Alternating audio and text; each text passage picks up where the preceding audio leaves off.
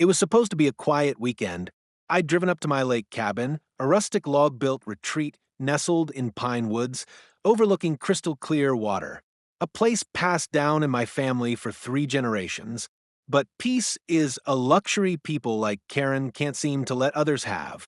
Karen wasn't even from the area. She had moved into a nearby lakeside development that recently sprung up across the water, luxury homes, shiny docks, and of course, an aggressive HOA. Within weeks, Karen declared herself community protector and began acting like she owned the entire lake. I first met her when I was cleaning out the canoe shed.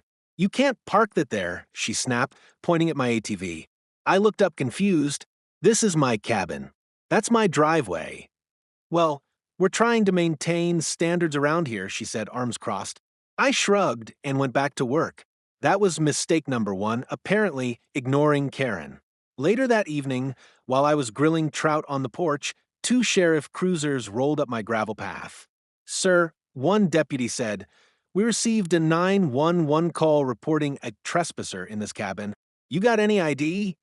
Karen stood smugly near her Lexus, arms folded, watching from the edge of the trees. "Sure," I said calmly, pulling out my ID. "Name's Jonathan Miles. You might also want to check the county records. I'm the sole landowner of this entire section, including this lake." The deputy raised an eyebrow. "You're that Jonathan Miles? County commissioner and land trust owner." "That's me," I smiled. "And I believe you'll find this cabin and 400 acres surrounding it are under my name, not the HOA's. Karen's face drained of color. She said this was HOA jurisdiction.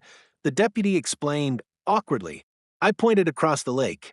"Her HOA ends at the waterline. Everything this side of the lake is mine, including the land her development leases for power access." Karen stammered something about safety, but the deputies were already shaking their heads. One of them turned to her. "Ma'am, filing a false emergency report is a criminal offense. You're lucky Mr. Miles isn't pressing charges." I didn't. I just smiled, waved her off, and went back to my cabin.